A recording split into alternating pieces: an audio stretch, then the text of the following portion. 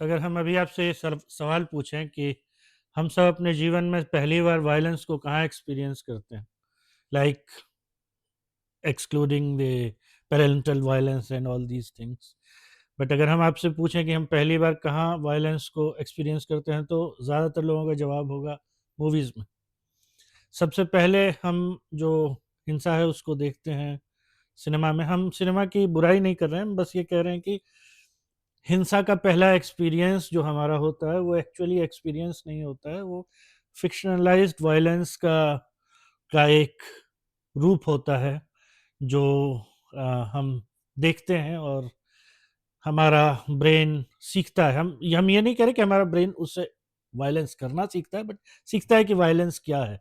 और इसलिए हमारा परसेप्शन, हमारा जो ओपिनियन होता है, हमारी जो धारणा होती है हिंसा के प्रति, वो फ़िक्शनलाइज़्ड होती है। वो एक मतलब एकदम सटीक जैसे असली हिंसा होती है वैसी नहीं होती।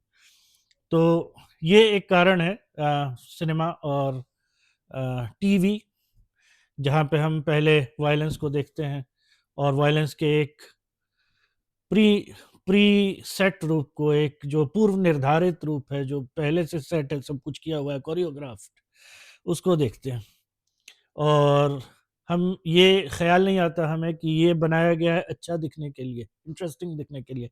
हर एंगल से कैमरा फ़ॉलो करता है, बैकग्राउंड म्यूज़िक होता है, सब कुछ होता है, और हम सब सोचते हैं कि हमारे जीवन में जो वायलेंस है, जो रियल वायलेंस होती है, वो वैसी ही होती है। So we are prepared for violence uh, as we see it in cinema, no, the kind of violence that we see in cinema or in popular media. लेकिन होता क्या है कि जो असली वायलेंस है वो काफ़ी केओटिक होती है। केओटिक होती है यानी उसका कोई कोई उसका रूप नहीं होता, वो एकदम रैंडम होती है। वो अ, कभी भी कुछ भी हो सकता है, उसमें बहुत सारे वेरिएबल्स होते हैं। कोई एक ऐसा आप बता नहीं सकते, प्रेडिक्ट नहीं कर सकते कि यहाँ हिंसा होगी तो ये होगा, कुछ भी हो सकता है। अच्छा, बुरा 1 सेकंड में ख़त्म हो सकती है, बहुत लंबी चल सकती है, बहुत टॉर्चरस हो सकती है, और वो अनप्रेडिक्टेबल होती है। सिनेमा की वायलेंस हमेशा विजुअली इम्पैक्टिंग होती है और विजुअली अट्रैक्टिव होती है। विजुअली उसमें it's a pre choreographed dance like thing, right?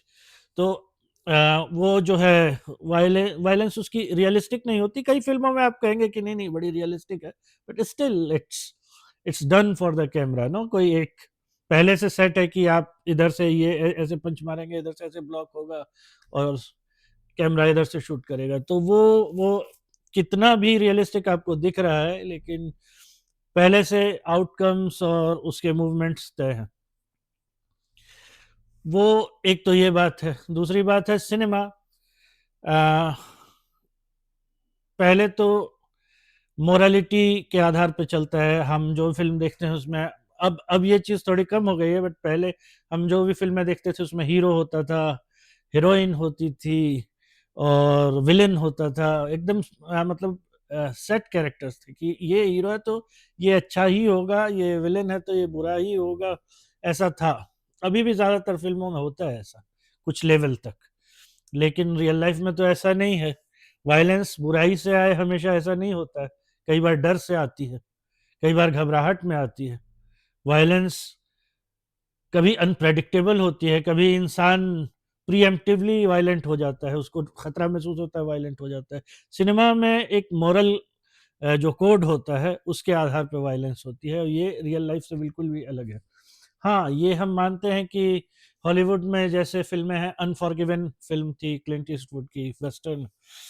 अनफॉरगिवन मेरे ख़्याल से वहाँ से ये ट्रेंड थोड़ा-सा चेंज हुआ है, और हीरो जो हैं और उ उसकी उस तरह की फ़िल्में वो थोड़े ग्रे होने लगी। मोरल मोरली एम्बिगुअस उनको कहेंगे कि वो अ, अच्छे भी हैं, बुरे भी हैं, उनके कैरेक्टर में अच्छाई भी है, बुराई भी है, जैसे आम इंसानों में, हम में, आप में होता है। तो ये नुआंस सिनेमा में धीरे-धीरे आया है। लेकिन क्या नहीं आया? वायलेंस जब होती है तो वो अच्छी दिखनी ही चाहिए। अगर कैमरा पर वायलेंस अच्छी नहीं दिखेगी, तो वो लोग नहीं देखना चाहेंगे। वायलेंस अपने आप में बड़ी ब्रूटल चीज़ है। सड़क पे अगर वायलेंस देखें तो it's not a pretty sight. No, तो इसलिए उसको पैलेटेबल बनाने के लिए थोड़ा तो कोरियोग्राफ किया जाता है, चाहे कितनी भी सीरियस फिल्म हो, उसमें वायलेंस एकदम 100% जैसी होती है वैसी दिखाई जा ही नहीं सकती है। अगर आप कुछ भी सेट करते हैं कि ये होगा फिर ये होगा, तो वो रियल वायलेंस नहीं है। रियल वायलेंस कुछ भी हो सकता है।